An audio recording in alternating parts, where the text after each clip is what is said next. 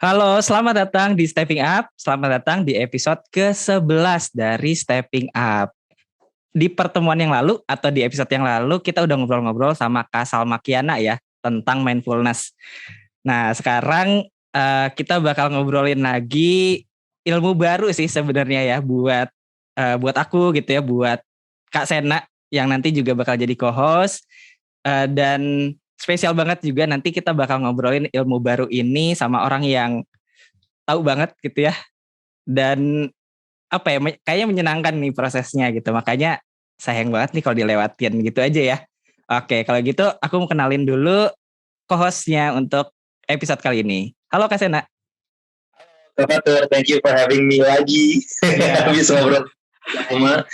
Sekarang senang banget nih punya kesempatan lagi untuk ngobrol sama Kak Fatur dan tentunya sama narasumber kita yang ilmunya aku tunggu-tunggu. Penasaran banget soalnya.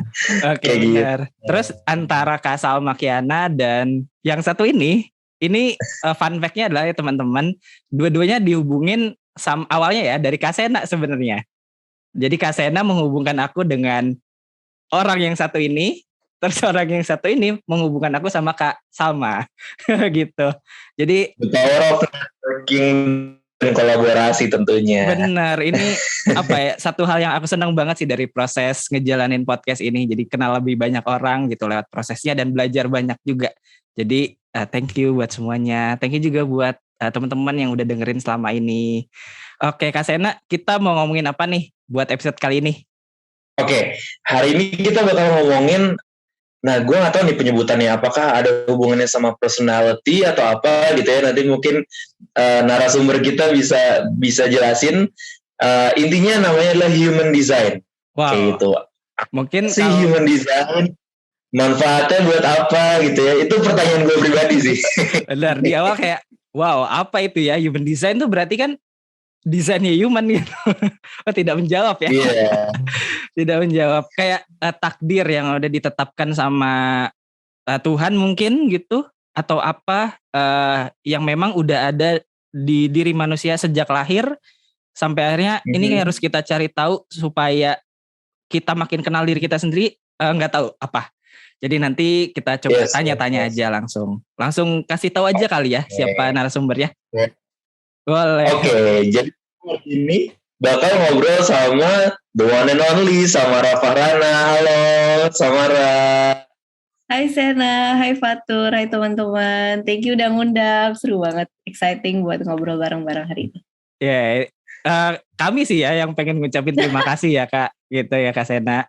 Karena apa ya, kami tahu banget nih Kak Samara ini apa ya, track recordnya udah jauh banget gitu. Dan ini dapat kesempatan buat ngobrol di sini tuh kayak wow, is an honor banget gitu loh. Jadi makasih banyak gitu, dan semoga episode kali ini juga nggak cuma menambah pintar kami ya berdua di situ, tapi juga nanti bisa bikin orang yang dengar juga jadi makin tahu dan tadi ya lebih kenal dirinya mungkin atau apa gitu ya. Amin, amin. Iya, soalnya buat aku human design sangat membantu aku untuk mengenali diriku yang rasanya dulu labil gitu ya, kayak gak kenal diri sendiri, terus mendapatkan oh ini toh jawaban dan alasan kenapa aku terbentuk seperti ini. Nanti kita bakal obrolin lagi. Wih, bener berarti ya. Oke, sekarang kita coba kenalan dulu nih sama Kak Samara nih. Tadi baru tahu namanya aja ya. Kalau Kak Sena kenal Kak Samara nih siapa? Aku kenal Samara sebagai sosoknya seorang guru meditasi dan yoga gitu. Nah ini di apa namanya di bio Instagramnya juga ditulis sama Samara bahwa punya 400 jam gitu ya, jam terbang menjadi guru meditasi dan yoga. Tapi ternyata juga ya kebetulan aku juga kenal Samara sebelum Samara studi S2 gitu ya, dan aku tahu gitu ya Samara ngambil S2 Neuroeconomics. Ini juga ditulis nih di bio Instagramnya Samara. Tapi yang terbaru jadi coach human design gitu. Nah ini yang kita bakal coba kulik hari ini gitu ya. Ini Kak Fatur kayaknya ada pertanyaan nih. Apa namanya, dari segala bio Instagramnya itu ada pertanyaan dari Kak Fatur nih, apa nih Kak? Oke, pertama aku pengen nanya dulu sih, apa tuh namanya, untuk semua hal ini ya human design coach, terus meditasi dan yoga teacher, terus juga punya pemahaman mendalam ya tentang neuroeconomics, itu dilakuin bersamaan atau gimana Kak? Sebenarnya nggak bersamaan, tapi semuanya jadi saling melengkapi menurut aku gitu. Karena aku dari dulu selalu ingin menjadi versi diri yang terbaik. Pengen healing dari hal-hal yang rasanya dulu luka-luka batin lama, terus ketemu pertama kali dengan yoga. Baru belajar yoga kayak 3 kali, ikut kelas 3 kali, terus langsung ikut yoga teacher training, jadi 200 jam yang pertama. Dari situ belajar meditasi, terus sebelumnya nggak tahu apa-apa tentang meditasi, terus kok ngerasa lebih dalam lagi ya setelah udah tahu tubuh, ternyata bisa tahu tentang emosi sama pikiran. Terus pas udah tahu sama pikiran emosi, mikir artinya orang-orang ini cara berpikirnya beda-beda ya gitu. Terus karena kepo tadi yang Sena juga cerita, aku S2-nya Neuroeconomics, itu juga belajar tentang bagaimana manusia membuat keputusan gitu, tapi dari 3 tingkat. Satunya ekonomi, yang economics-nya, terus ada psikologi, ditambah sama neuroscience-nya gitu. Jadi benar-benar ngelihat ke dalam.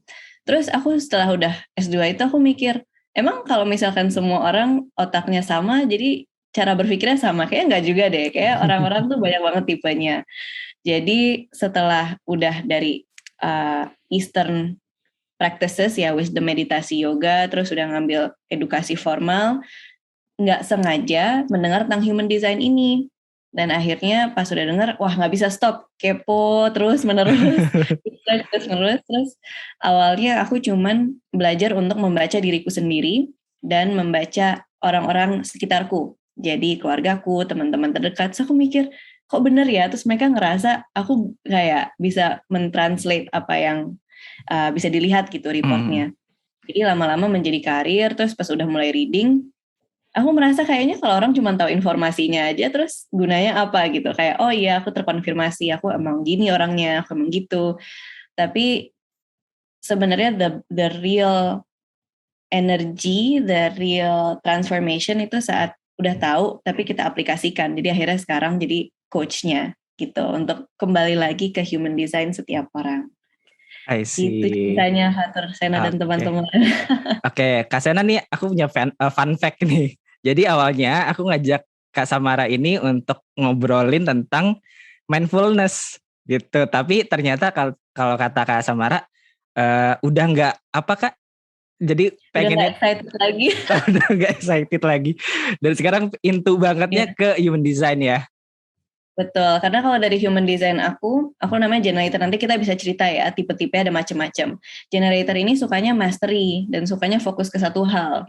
Makanya kalau udah ngerasa, udah cukup tahu, pindah lagi, terus dalemin lagi. Mungkin nanti human design ini nggak titik akhir ya, mungkin aku menemukan hal lain lagi, terus mendalami lagi gitu. Tapi kita macam-macam lah modelnya. Oke. Jadi terima kasih sudah menerima aku dengan human design-ku, menolak halus tapi langsung aku berikan Salma, yang pasti episodenya seru banget kalau teman-teman udah dengerin sebelum ini. Oke. Dan apa ya? Aku ngelihatnya sendiri perjalanannya Kak Samara ini menyenangkan ya gitu.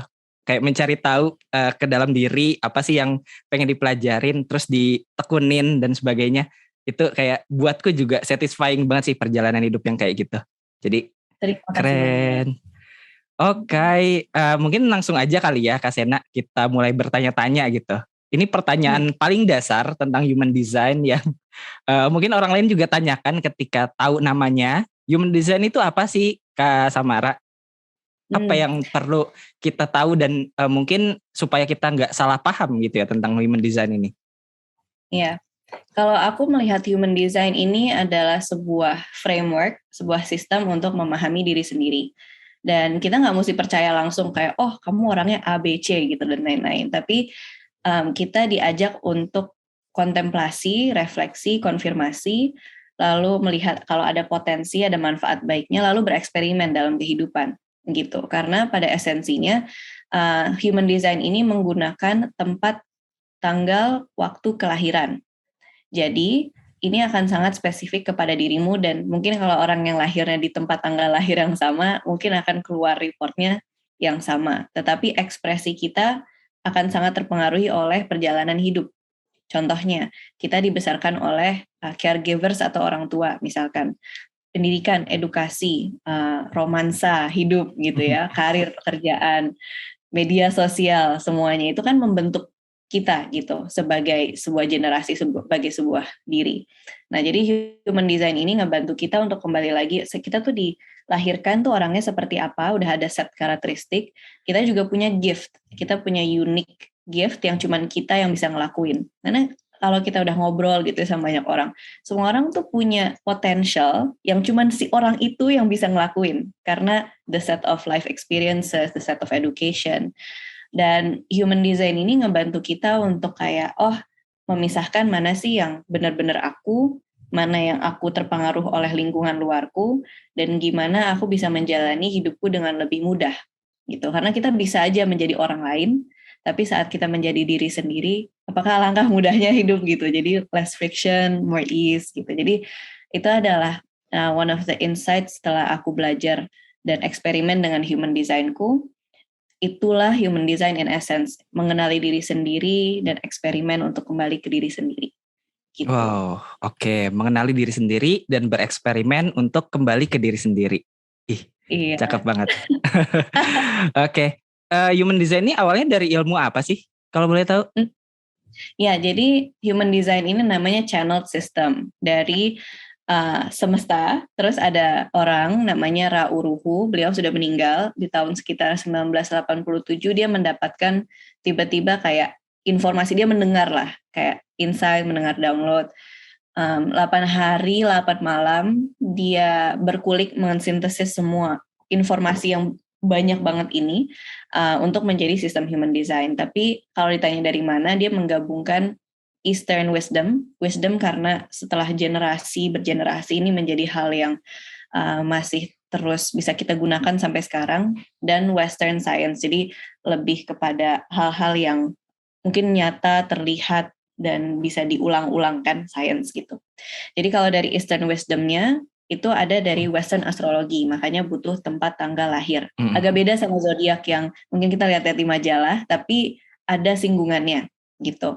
Kedua, ada lagi namanya dari sistem cakra. Jadi aku pas meditasi yoga itu kita diajarkan bahwa kita bisa ngelihat nih ada kulit, ada mungkin tulang, tapi ada lagi namanya energi halus yang kita nggak bisa ngelihat tapi bisa rasain gitu. Okay. Jadi cakra energy centers ini yang di yoga dibilang ada 7 yang utama, di human design kita dianggap sedang berkembang menjadi 9. 9 cakra utama. Jadi kalau teman-teman udah download, mungkin tadi Fatur udah sempat sharing, nanti mungkin di mana podcast description-nya buat bikin ya. Reportnya itu nanti ada gambar bentuk-bentuknya itu ada 9. Nah, itu yang cakra sistem.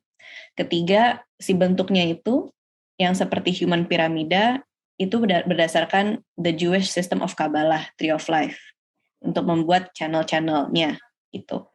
Jadi dari 3 itu tersintesis, plus kalau dari Western science-nya ternyata ada hubungannya dengan epigenetics. Jadi bahwa gen kita akan terpengaruhi oleh gaya hidup, oleh orang tua. Ternyata 64 kodon itu terpengaruh oleh, ada lagi Eastern wisdom yang penting banget, namanya I Ching. Gitu. I Ching ini adalah an ancient Chinese text yang memberikan informasi lah tentang bagaimana kita membuat keputusan gitu. Namanya dulu The Book of Change.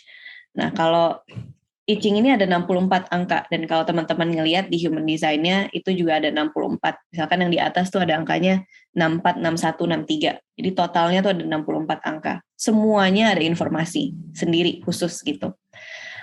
Ternyata si DNA juga ada 64 kodon kalau nggak salah, aku bukan expertnya.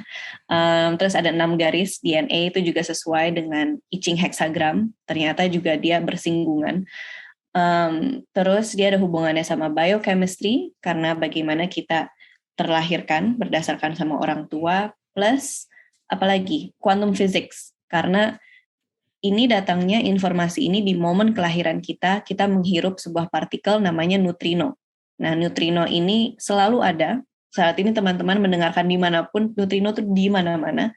Cuman yang paling kuat ngefek ke kitanya adalah di momen kita lahir, keluar dari rahim ibu, terus kita menghirup neutrino ini dan dia terimprint di desain kita, dan 3 bulan sebelum lahir. Karena dianggap di human design bahwa kita terpengaruh oleh DNA orang tua sampai 14 generasi ke belakang. Jadi that's a lot of information. Cuman intinya dari mana? Ada 2 sistem besar, ada Eastern, ada Science. Lalu disintesis, di channel sama Rauruhu. Dia adalah seorang Canadian. Nama aslinya kalau nggak salah Robert Allen Krakauer. Terus akhirnya setelah 20 tahun dia mengeksplorasi dan sharing. Terus jadilah sampai ke kita saat ini makin growing lagi ilmu human design gitu. Oke, wow. Gimana Kak Sena tanggapannya setelah mendengarkan breakdown ini backstory-nya itu? Yang gue langsung terkesima adalah ini berarti integrasi dari banyak banget ya tadi ya ilmu, keilmuan saintifik dan juga wisdom gitu ya, which keren banget, gue merinding dengernya. Tapi gue jadi ada pertanyaan nih Sam, kan backgroundku psikologi gitu ya. Kalau di psikologi kita belajar personality, kepribadian seseorang itu sebetulnya terbentuk seiring ia berkembang gitu ya. Dan biasanya mulai kelihatan polanya itu usia remaja, dewasa muda kayak gitu. Nah, kalau tadi dari penjelasannya Samara, berarti sebenarnya human design ini sesuatu yang tanda kutip gifted gitu ya dari kita lahir, tapi juga sebenarnya nah ini gue takut salah nih, nanti Samara bisa konfirmasi ya. Apakah kemudian terus dia berkembang juga seiring dengan kita berkembang, atau sebetulnya dia akan selalu jadi inner self-nya kita, cuman diri kita berkembang menjadi lebih kompleks gitu. Semoga pertanyaannya ini ya didapat ya. Paham, dapat. Thank you, suka banget pertanyaannya. Jadi bayangin kalau di human design ada 3. Ada design, ada personality, dan ada conditioning. Jadi 3 layer tersebut. Mungkin yang di personality yang Sena sempat sharing, kalau dari ilmu psikologi, berkembang dan lebih kerasa pas di remaja, itu kalau di human design lebih katanya di conditioning. Gitu. Jadi karena tadi pengaruh caregivers yang mengurus kita, pengaruh edukasi, hal-hal yang terjadi di remaja itu jatuhnya bagaimana interaksi antara diri kita dengan hal yang di luar. Jadi nggak purely dari diri sendiri. Tapi bayangin kalau kita pas baru lahir atau kita ada di ruangan kosong, nggak ada interaksi, nggak ada siapapun, kita tuh udah ada beberapa set of karakteristik. Kalau di human design itu yang namanya personality. Jadi kalau teman-teman punya chartnya, itu yang di sebelah kanan. Kanan tulisannya personality. Yang sebelah kiri itu ada namanya design. Nah, design itu yang datangnya lebih dari 3 bulan sebelum lahir, yang bawaan dari orang tua. Kan mungkin kita mirip sedikit sama mungkin ayah, ibu, nenek, kakek. Kok anaknya ini mirip-mirip ya gitu modelnya. Ada beberapa set karakteristik yang ternyata kebawa gitu. Jadi menurutku ini ilmunya juga saling melengkapi, cuman katanya beda istilahnya. Gitu. Oke. Gimana Sena menurutmu? Paham. Berarti tetap sebenarnya dari segi istilah tetap ada pakai personality, tapi mungkin perspektifnya tadi beda ya.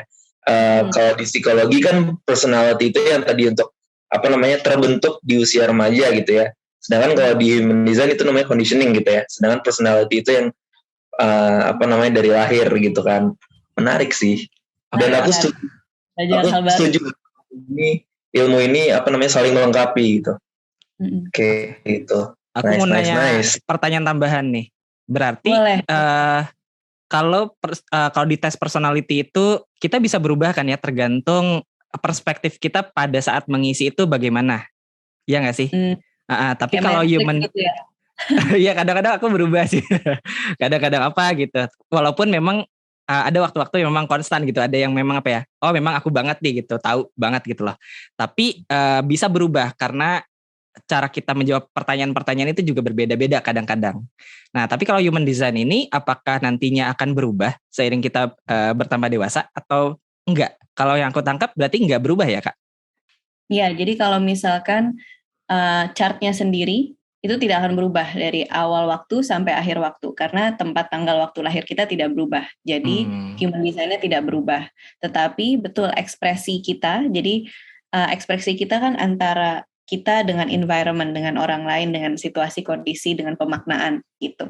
Nah, ini yang bisa berubah karena kita belajar, karena ada pengalaman hidup, ada trauma dan lain sebagainya.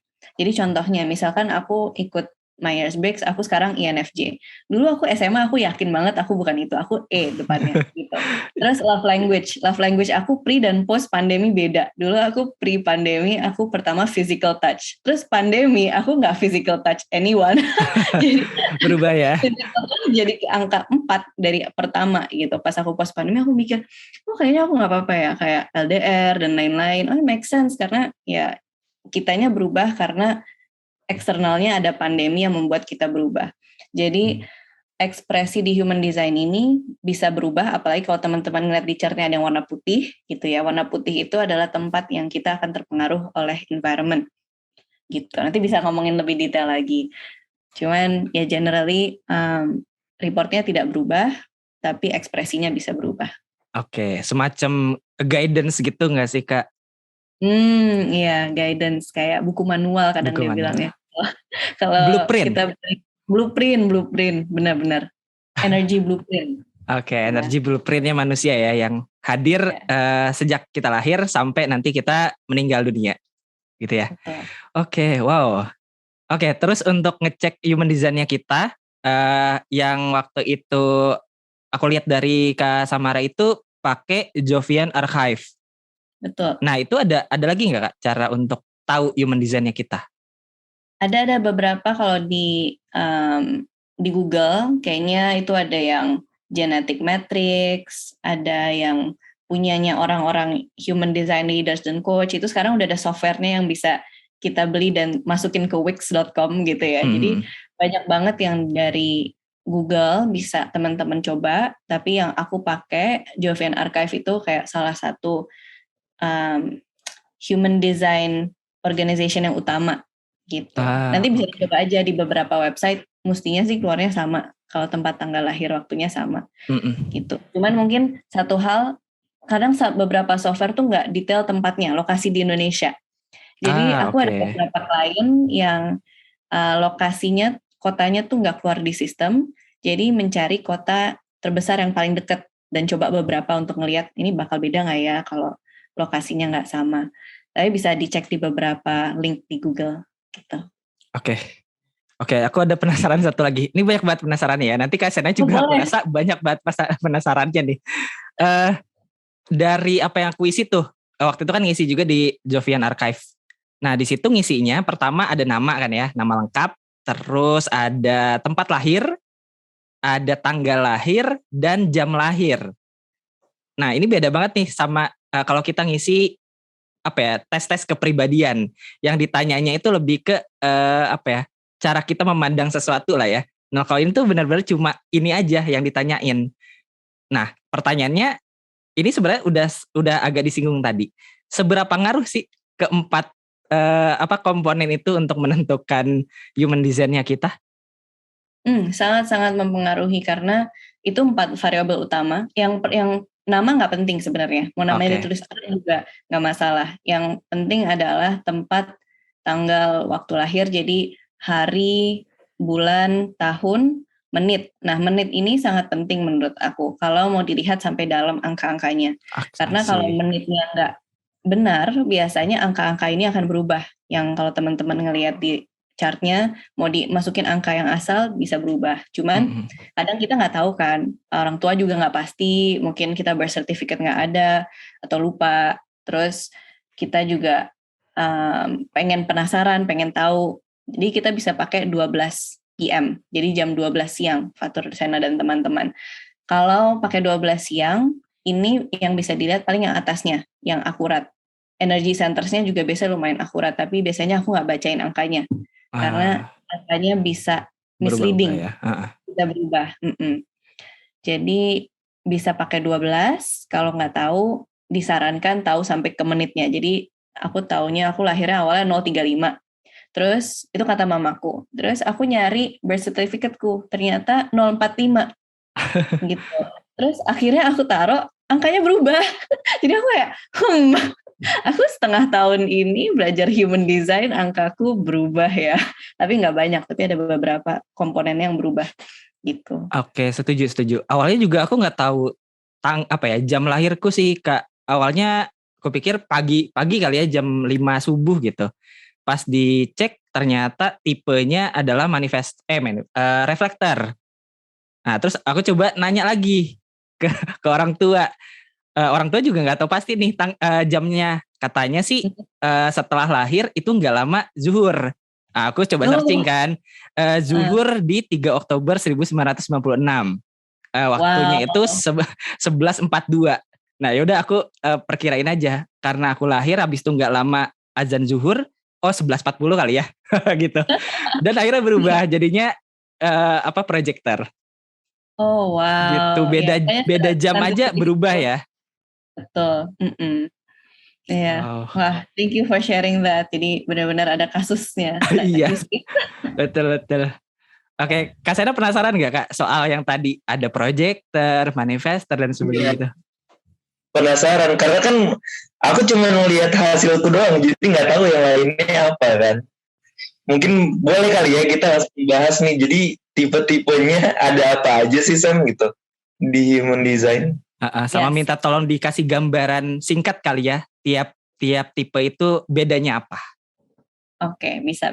Jadi utamanya pas tadi Rauruhu channel informasi ini ada 4 tipe, tapi sekarang yang beredar di internet ada 5 gitu. Apa aja? Yang 4 tipe utama itu generator. Generator itu ada subnya namanya manifesting generator, makanya dia jadi ada 5. Lalu ada reflektor, manifestor, ada projector gitu. Nah, dari generator dan manifesting generator ini dibilang di nama human design adalah either energy type atau a divine sacral. Maksudnya apa? Biasanya generator dan manifesting generator ini punya banyak energi yang dari ada ide menjadi ide itu kenyataan. Kalau melakukan hal yang disukai, puas banget. Tapi nggak suka disuruh gitu. Kayak kalau melakukan hal yang rasanya nggak sesuai sama pikiran dan tubuhnya, rasanya frustrasi. Kalau manifesting generator bedanya sama generator, manifesting generator tuh mungkin lebih multi-passionate. Interestnya banyak banget. Terus mungkin cepat bosan, mungkin ingin memulai sesuatu hal yang baru, mengkomunikasikan hal yang dia sukai. Kalau generator ini lebih kepada fokus kepada satu hal, mastery, knowing ourselves, knowing other people. Jadi aku generator buat backgroundnya. Banyak orang-orang sekelilingku manifesting generator dan kerasa gitu. Kalau kita tuh energinya, kalau kita full cupnya, kita bisa memberikan energi ke orang lain. Jadi kita generating things gitu, to build the world. Kalau dulu zaman bahasanya human design. Lalu kalau yang tipe kategori yang lain, ini dulu dibilangnya non-energy atau non-sacral divine. Nah, tapi aku nggak begitu suka dengan kata non-energy sebenarnya, karena orang-orang ini punya energi, cuman bedanya mungkin energinya tidak sustainable relatif dengan generator dan manifesting generator. Jadi mungkin secara general butuh lebih banyak istirahat, bisa melakukan suatu hal tapi lebih efisien. Kalau melakukan suatu hal yang nggak suka atau yang disuruh, lebih cepat burnout gitu. Makanya penting untuk mengenali diri sendiri dan tahu sebenarnya aku butuh istirahat kapan sih, gimana cara aku lebih efisien. Nah, 3 tipe tadi, yang pertama itu ada projector, kayak Fatur ya, projector. Betul. Jadi projector di sini itu untuk leading, guiding people, penuh wisdom, terus ingin mengetahui sesuatu tuh sampai dalam gitu biasanya. Makanya mungkin kamu ngulik-ngulik human design dengan bareng, itu that sense of, oke, aku pengen benar-benar memahami, aku jadi bisa guiding, bisa managing gitu. Biasanya itu projectors. Atau relate nggak? Relate. Awalnya tuh aku mikir aku tuh multi passionate gitu karena ngerasa ngelakuin banyak hal sekaligus gitu. Tapi kalau ngelihat lagi benang merahnya ya juga ya. Ternyata kalau aku pengen belajar sesuatu, sering banget ngulik gitu sampai dalam-dalam gitu. Iya. Oh ternyata gitu ya. Benar, dan human design ini nggak membuat kita terlimited di kotak-kotakin, lo harus kayak gini, nggak boleh kayak gitu, nggak juga. Cuman nanti kalau kita ngomongin ke strategi, kita bisa hidup lebih mudah sesuai dengan strategi tipe kita gitu. Jadi nggak apa-apa kalau misalkan teman-teman, tapi aku generator kok rasanya juga mudah burnout gitu, nggak bisa kerja terus. Atau aku non-energy tapi aku juga passionate ke orangnya, nggak apa-apa gitu, sama sekali tidak masalah. Terus tadi 2 lagi yang belum ya. Ada manifestor ini yang suka menginisiasi suatu hal. Kalau misalkan melakukan sesuatu tuh pengennya nggak minta izin orang, biasanya nggak suka disuruh-suruh juga. Terus suka menginformasi orang lain aja dengan keputusannya daripada minta izin. Terus ini kayak very leadership energy lah biasanya manifestor itu. Suka merasa peaceful, ketenangan batin. Kalau enggak ngerasanya mungkin marah kayak anger. Nah, yang terakhir reflektor atau Sena ini, reflektor tuh dikit banget karena di dunia ini reflektor tuh sangat penting untuk membuat kita paham diri sendiri. Karena kayak gitu, reflektor kayak mirror. Mungkin aku ngobrol sama Sena, Sena juga mungkin tertarik sama psikologi, akhirnya oh iya, aku jadi mengenali diriku sendiri saat aku berkomunikasi sama Sena. Orang-orang lain juga gitu. Dan reflektor tuh biasanya sampling energinya kayak, oh masuk ke lingkungan ini aku bisa sampling energi ini. Aku masuk ke lingkungan ini aku juga jadi tahu auranya kayak gimana. Tapi aku nggak mesti ngikutin sama culture dan kepribadian si lingkungan ini karena kalau nggak kita sensitif dan capek sendiri gitu. Jadi reflektor di sini ngebantu kita to be more well sebenarnya. To reflect on our well-being, lahir dan batin ya semuanya gitu. Dan reflektor ini kalau membuat keputusan, baiknya keputusan besar ya, baiknya menunggu kira-kira sebulan atau strateginya a lunar cycle. Jadi nggak terlalu terburu-buru, tergesa-gesa mengambil keputusan, bisa diobrolin dulu ke orang lain, tapi kita mendengar diri sendiri kayak reflected by other people. Gimana Sena kalau sekilas reflektor? Relate banget sih, relate banget. Karena, nah ini ya, entah karena aku belajar di psikologi atau karena memang desainku adalah reflektor, makanya aku jadi memilih psikologi, that could be happen kan. Apa namanya, ya memang jadinya terbiasa untuk dengerin, jadi pendengar gitu ya, reflecting. Dan kadang bahkan aku berusaha untuk tidak kasih suggestions apapun ke orang, jadi kayak ya udah aku balikin lagi, jadi terus kalau kayak gitu kamu pengennya gimana gitu kan. Dan terkait dengan ngambil keputusan, bener banget sih. Aku perlu mendengar dari banyak pihak dulu, perlu punya banyak data dulu gitu ya, untuk aku memutuskan dan firm gitu, kayak oke nih, kayak gue yakin gue memutuskan yang ini kayak gitu. Selama itu belum kekumpul segala pertimbangan itu, pasti nggak mau memutuskan apapun dulu gitu sih. Wow, keren banget. Keren abis.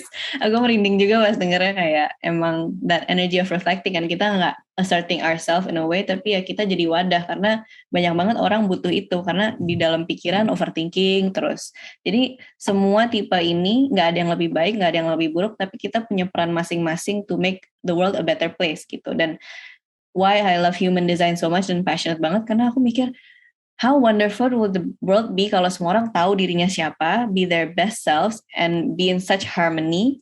Dan kalau orang itu tahu human design-nya, mereka bisa live to their potential and help their own people and own community gitu loh. Jadi I feel it's a very empowering and uplifting system gitu. Jadi aku so excited to share about it, to learn more about it. Jadi ya, keep being you, everyone. Oh, Thank you for being sekarang aku nih yang merinding gitu, karena bener juga ya kalau ngebayangin kayak gitu. Ibaratnya nanti kalau orang lain tahu dirinya sendiri, kayak nggak ada orang yang bakal membanding-bandingkan dia dengan orang lain, gak sih? Kayak dia ngerasa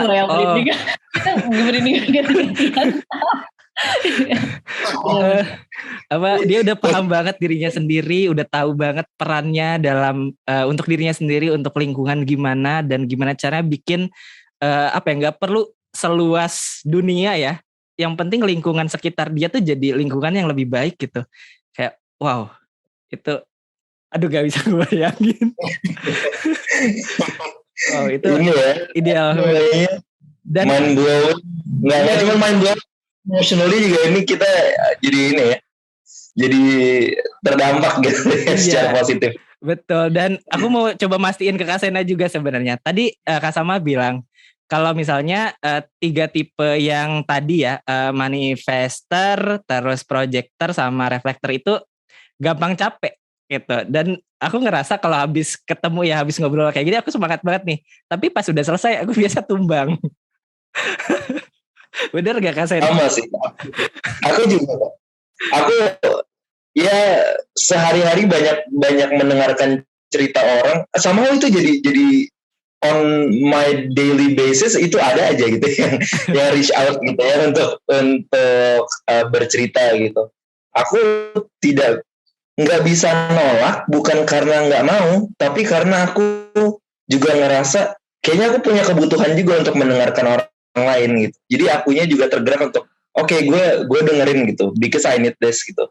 Tapi emang nggak dipungkiri kalau ada di titik ya maksudnya habis berinteraksi sama orang lain gitu ya, di titik gue akan harus shutting down dulu gitu karena harus gitu, buat energinya lagi besok dan sebagainya gitu sih. Emang bener sih. Iya, menyendiri adalah charging bagi diriku. Iya betul. Nah, Okay. apa namanya?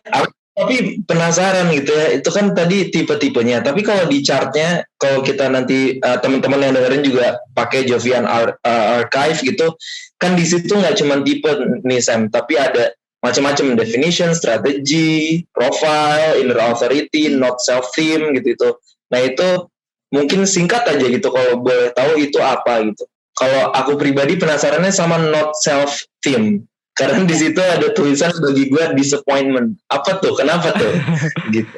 Oke, contohnya dari kita berdua kali ya, Kak Samara.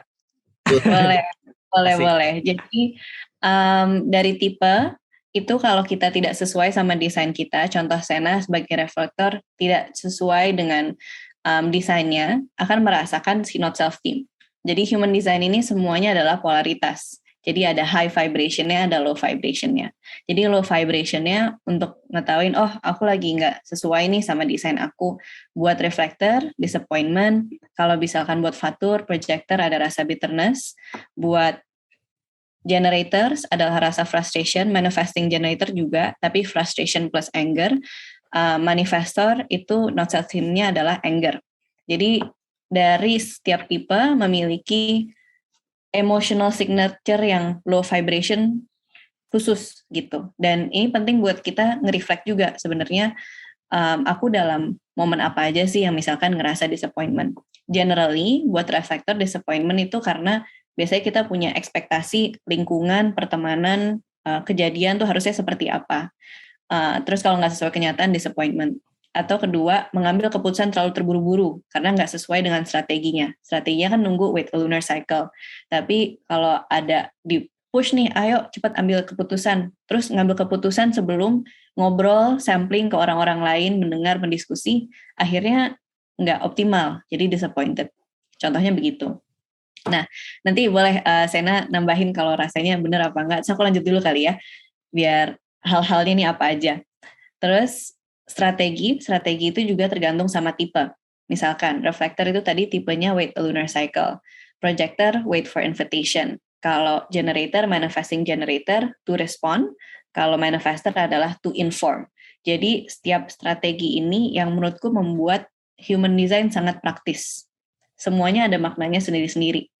Secara singkat, apa yang tadi projector, wait for invitation. Mungkin Fatur dan teman-teman projector lainnya suka saat gifts-nya, suka mendapatkan recognition, dan lebih mudah saat diundang melakukan sesuatu dibandingkan harus menjual diri, tanda kutip ya, atau menginisiasi kayak, lihat nih gue gitu, kayak lo mesti hire gue, atau lo mesti undang gue. Tapi saat kita udah in our zone, we love what we do, we love sharing what we do, terus ada yang lihat, wah Fatur atau orang-orang projector ini hebat di ini ya, keren di ini ya, undang ah. Nah jadi hal-hal yang kolaborasi gitu lebih easy kalau wait for invitation. Bukan berarti kalau mau mulai podcast harus nunggu diundang dulu gitu, enggak. Kalau mau makan gitu diundang, kamu mau makan enggak gitu. Enggak makan dong ya. Iya, dan on certain things buat collaborating, buat komitmen, enaknya lebih diundang. Manifesting generator sama generator to respond itu kita bisa ngerasain di tubuh kita apakah ini hal yang aku mau banget atau aku sebenarnya nggak mau, sebenarnya gitu. Dan kita merespon ke hal-hal eksternal, apa yang kita lihat, apa yang kita dengar, apa yang kita cium. Jadi kita sebenarnya respon dengan tubuh daripada menginisiasi dengan pikiran. Kalau manifestor to inform ini menginformasi keputusannya. kepada orang-orang yang mungkin terdampak. Misalkan aku mau resign sisi manifestor ini, tapi nggak bilang sama bosnya, terus tiba-tiba mau resign aja. Terus akhirnya kan terdampak kan bosnya, timnya, dan lain-lain tentang workload. Atau hal-hal yang seperti itulah. Akan lebih easy, less friction kalau kita menginformasikan daripada minta izin. Itu strategi. Terus yang ada hubungannya sama strategi juga dan praktikal adalah inner authority. Jadi inner authority ini adalah cara mengambil keputusan yang paling reliable. Dan ini yang menurut aku paling menarik teman-teman. Kenapa? Karena pas aku belajar S2 Neuroeconomics, kita diajarin tentang rational decision making dan irrational decision making. Gitu. Rational kayak oke, kalau benar-benar matematis, kalau benar-benar ngelihat value sesuatu hal itu yang diambil.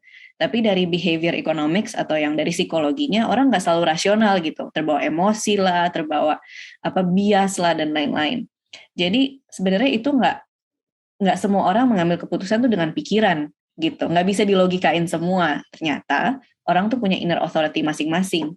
Nah ini ada 9, mungkin kalau 9 semuanya dibahas capek juga.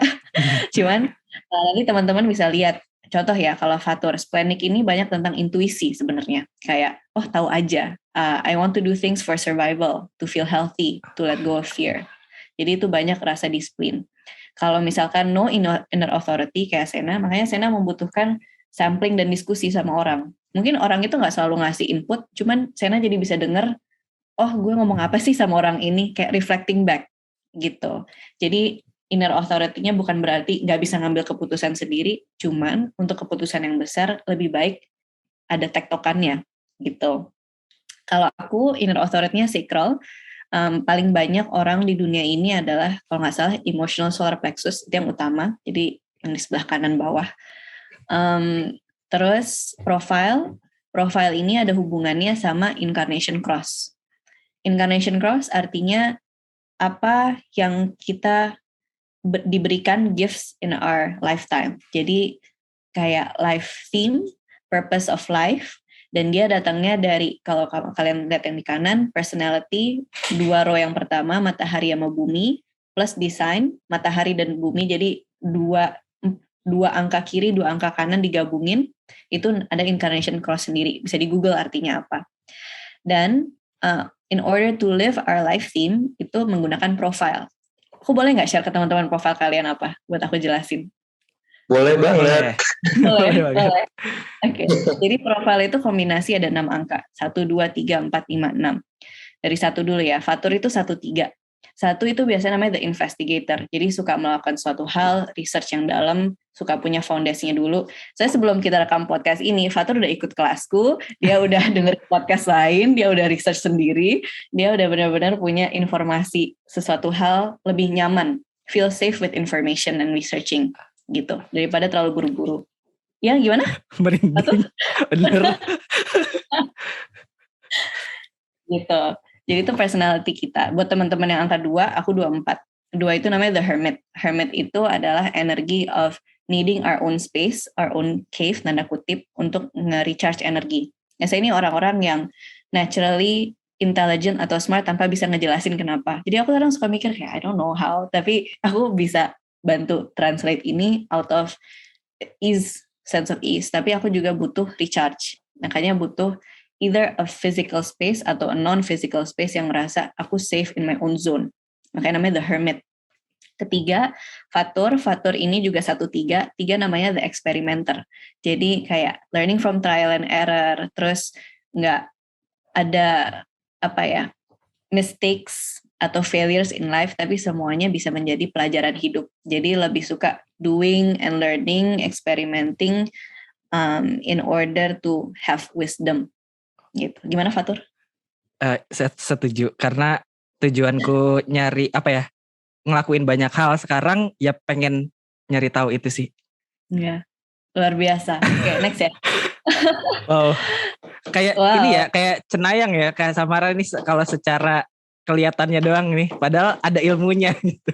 Padahal ilmu yang gak cenayang, aku gak bisa prediksi hidup, tapi aku bisa mentranslate aja karena belajar. Semua orang bisa kok.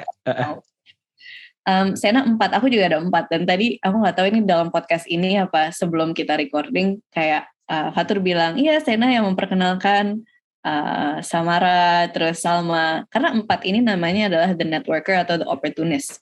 Jadi a lot of what we do itu benar-benar yang namanya our net worth is our network, or our network is our net worth. Jadi kayak banyak mungkin projects itu dari kenalan, suka punya deep quality relationships, nggak suka yang kayak dasar-dasar aja. Terus kadang mungkin udah lama nggak ketemu, tiba-tiba dapat panggilan, job apa-apa dan lain-lain. Itu opportunity-nya adalah dari kenalan-kenalan kita. Jadi penting banget to maintain dan initiate a good relationship. Kayak aku udah gak ketemu Sena udah lama, tapi we're both a 4. Jadi kayak kita pas ketemu lagi, it's still a deep conversation, it's still really good gitu. Gimana Sena? Yes, banget. Dan aku percaya the power of networking gitu ya, dan itu yang akhirnya on daily basis juga aku gue bisa kenalan sama siapa lagi, and then kemudian ketika ada orang minta referensi ke gue bisa bantu dia kenalin ke siapa gitu, karena I think that's the power of it gitu sih. Wow. Salma gitu kan, Salma ke kalian kayak ini Salma aja yang main. Iya, ini kayak saling melempar-lempar gitu. Tapi bagus. Karena akhirnya jadi lebih match gitu kan, gitu. Siapa tahu referensinya malah saling mengangkat gitu, saling berkolaborasi. Jadi itu angka 4. Angka 5 kita nggak ada yang 5 di sini, tapi kalau teman-teman ada yang angka 5 ini namanya the martyr, pengen ngebantu orang, bisa ngelihat sebuah masalah, terus pengen memberikan solusi, the solution giver, selalu kayak oke, solusi masalah ini A, B, C apa gitu. Nah biasanya penting untuk minta izin dulu kalau mau ngasih solusi, karena kadang suka ngerasa frustrasi kalau solusinya nggak didengar, karena kita udah mau bantu, niatnya baik, tapi orangnya belum siap. Karena ada gitu ya, kayak kita pengen didengerin aja gitu curhat, tapi sama si orang 5 ini, kamu harus A, B, C gitu. Jadi kadang itu yang menjadi salah satu friction di profile 5. 6, Sena ada 6. Banyak orang-orang di hidupku angkanya 6. 6 ini namanya the role model. Jadi kalau hidup dibagi menjadi 3, aku biasanya nanya sama klien readingku, menurutmu rata-rata orang meninggalnya di umur berapa? Kalau aku boleh tanya sama Sena, kalau boleh, kira-kira orang kalau nggak sakit, terus lebih karena umur aja, orang zaman sekarang di umur berapa, Sen? Berapa ya? Kalau dengan kondisi lingkungan yang sekarang dan segala macam, mungkin ya lebih pendek dari yang sebelumnya sih. I don't know, 50, 60. Oh ini di luar dari kesehatan ya? Iya, jadi lebih kayak, ya nggak apa-apa, misalnya 60 gitu ya, contohnya. Jadi di desain dulu awal dibilang angka 90, tapi setelah aku pikir, kayaknya orang nggak semuanya, syukur kalau bisa sampai 90, alhamdulillah, amin ya robbal alamin gitu. Cuman mungkin rata-rata zaman sekarang misalkan 60, contoh 60 kalau dibagi 3 itu dianggap bahwa hidup itu dibagi jadi 3 bagian. Misalkan kalau 60 artinya 20 tahun pertama itu kita kayak di lantai 1 namanya. Jadi hidup itu mungkin chaotic, kita mengalami pengalaman hidup yang lebih yang membuat kita menjadi lebih dewasa dibanding orang seumur kita. Mungkin kita dulu kayak ngerasa nggak ada pegangannya, bingung ngejalanin hidup, tapi kita growing out of it di lantai 2, artinya 21 ke angka 40. Nah ini Sena misalkan lagi di angka kedua, kamu udah mulai, atau orang-orang lebih healing, lebih memaknai kayak ini semua terjadi, ada maknanya, it's not happening to me, tapi it's happening for me. Jadi hal-hal yang rasanya nggak enakin, yang sedih, yang pahit, itu adalah suatu hal yang sebenarnya membantu kamu to be a role model. Karena banyak orang yang mungkin curhat ke Sena atau ke teman-teman yang angka 6 karena there is a sense of wisdom sebenarnya. Karena sudah menjalani duluan hal-hal itu. Dan kalau ngeliat ke belakang, mungkin kayak emang harus seperti itu gitu untuk menjadi diri kita yang sekarang. Dan makanya naik ke level 3. Level 3 ini tuh kayak udah diatep. Kayak aku bisa ngelihat hal-hal yang orang lain gak bisa lihat. Aku punya wisdom yang so deep. Aku bisa ngebantu orang yang sedang melewati hal-hal sulit yang pernah aku rasakan juga gitu. Jadi the 6 in this world, semuanya yang aku kenal dari mamaku, dari pacarku, dari teman-temanku, they are so wise, so much older than their own age gitu, kayak old soul banget. Dan it's a blessing to this world gitu, angka-angka 6. Jadi buat teman-teman yang karena mungkin ngerasa kayak kenapa ya hidup gue gini banget tapi orang lain enggak, it's for a purpose gitu. Dan mungkin sekarang nggak kelihatan, but with time mungkin bisa reflect lagi, oh ya ke belakang it all had a meaning gitu ya. Wow. Oh, banyak banget ya bahasannya tentang ini, dan bener kalau misalnya waktunya sebentar tuh nggak cukup ya Kak Samara ya. Kayak banyak banget yang harus dibahas, banyak banget yang harus dipahamin. Tapi ini sekaligus menutup juga kali ya. Aku pengen minta semacam kesimpulan dari Kak Samara. Dari semua obrolan kita hari ini dalam rangka mempelajari human design ini, apa sih yang tujuan akhirnya, apa sih benefitnya buat kita gitu, sampai akhirnya kayak tadi ya, setiap orang tuh sebenarnya perlu tahu banget nih human design-nya apa gitu. Terus juga dengar-dengar ini bisa berpengaruh tadi ya ke karir, terus decision making juga gitu. Mungkin bisa di-elaborate semuanya di closing statement ini. Oke, thank you Fatu, thank you Sena dan teman-teman udah memberikan aku space untuk sharing tentang human design. Dan menurut aku, ini aku meng-invite aja ya, aku meng-invite teman-teman untuk merespon kalau merasa terpanggil sama mengetahui diri sendiri, coba untuk mengulik gitu di informasi di Google tuh banyak banget. Karena saat kita tahu human design kita, the biggest benefit buat aku adalah I feel like I wake up with a purpose every single day, dan aku feel like I sleep with satisfaction. Kenapa? Karena aku tahu aku menjalani hariku sesuai dengan purpose-ku, sesuai dengan kepribadianku, dan gak ngoyo gitu, kayak gak memaksa diri menjadi kayak orang lain. Tadi juga sempat Fatur bilang, ya kita gak jadi comparing sama orang lain, dan that's the beauty of human design gitu, kayak tahu bahwa everyone itu punya desainnya sendiri-sendiri. Mungkin dari aku ngobrol sama Fatur, sama Sena, teman-teman yang reflecting, kita gak ada yang bisa disamain gitu, semuanya punya tadi 3 layer, ada desainnya sendiri, personality sendiri, conditioning sendiri, and you're so unique gitu. Dan jadi nggak ada rasa iri, malah pengen bantu, malah pengen kolaborasi. Dan alangkah baiknya kalau kita feeling of a high vibration gitu, yang kalau misalkan buat Sena reflector ini rasa surprise, emotional signature ya tadi belum dibahas. Kalau buat projector is success, it's your unique success. Mungkin sukses definisinya Fatur, aku, dan Sena berbeda. Within different projectors mungkin sukses juga berbeda. Alangkah enaknya kalau tiap hari ngerasa surprised and success. Kalau buat manifester, it's sense of peace, tenang gitu, kayak hidupnya nyaman.